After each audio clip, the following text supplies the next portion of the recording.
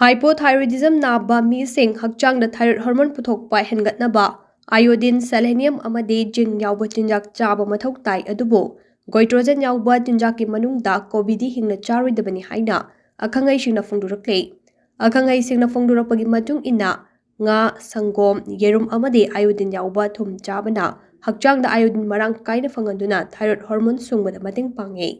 selenium gi chang yamna yauba brazil nut tuna nga amadi numitlai maru chabana thyroid hormone activate tawbuna mating pange zinc yauba chinjak singi manungda sansa mairen maru hawai chengwai amadi oyster chabana thyroid hormone metabolism puthokpada mating pange fiber gi chang wangna yauba chinjak singi manungda hawai haira amadi mana masing yamna chabana hypothyroid naba singi common symptom ama oiriba khong hamba yadabagi laina adu kohanbada mating pange nakal amaromda